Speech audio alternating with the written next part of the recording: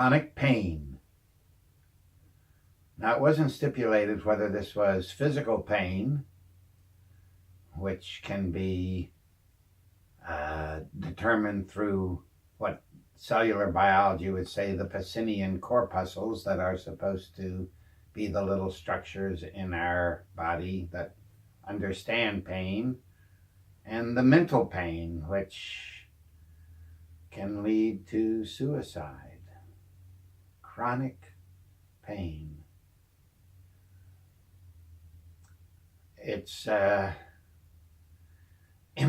maybe the most interesting thing about chronic pain for me is within 1 year of practice of medicine, I was in a cab and there was a Korean doctor of acupuncture driving a cab because it's against the law to do acupuncture in the United States. So I said, "What can you help?" And he said, "Arthritis." He said other things, and I thought, my mother's sister has had rheumatoid arthritis since very young, and had been over 30 years since she did this. So I said, "Look, I don't care about the law. Why don't you come in my home and I'll invite some patients in because I'm curious." And also, a lot of the heavy painkillers have addictive and severe side effects. So I found it fascinating. Well, after the first treatment, my aunt did this. And hence words like miracle were invented. And then I found it that this major acupuncture point for headaches.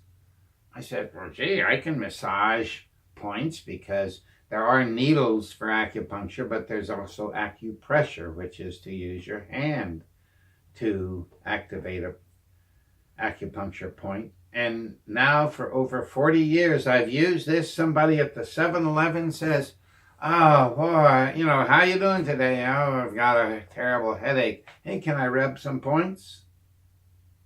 80% of the headaches of all kinds have disappeared. So chronic pain probably has a philosophical section and an actual physical pain section, and then the person's individual life, circumstances.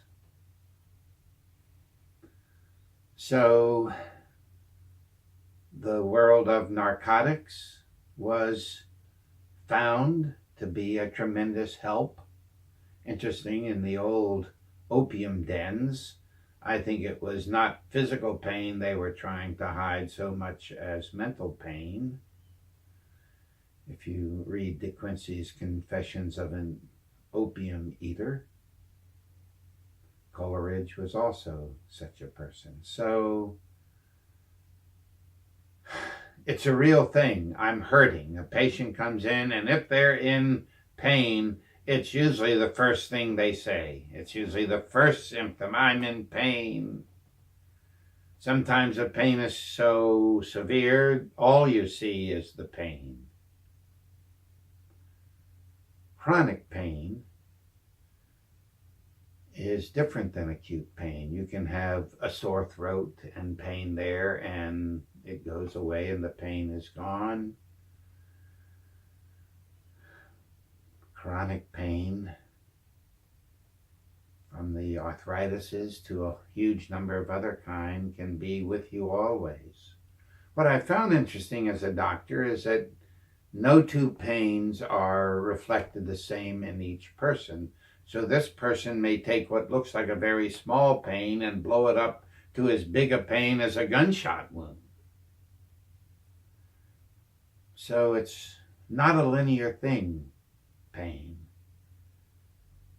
And it behooves, that's one reason I like long interviews with patients, because sometimes you can really see both the physical and mental pain in a special context and bump into something that you don't have to go to the narcotics.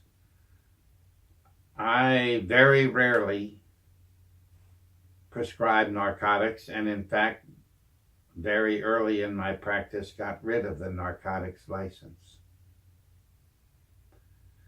When Gesundheit is open, there will be doctors who can prescribe them.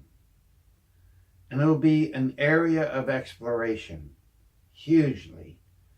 The CBD oil now, meditation, these are things that affect pain, affect physical pain as well as mental pain.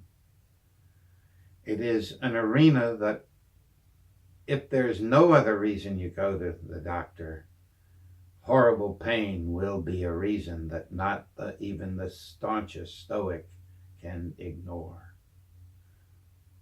So it's very important to listen to the pain and see what you feel to start with. And I know when our hospital is open, it'll be a rare time where a person in pain isn't seen by several of us, so that there can be more than one point of view. Do be cautious about narcotics. Sometimes the pain of addiction, and this country is really suffering that through OxyContin all over the country. It was overprescribed, and so we're seeing that as a nightmare. And it's a nightmare in West Virginia especially. So it's a big area. You will come across it and explore. I think all mental pain can be eliminated.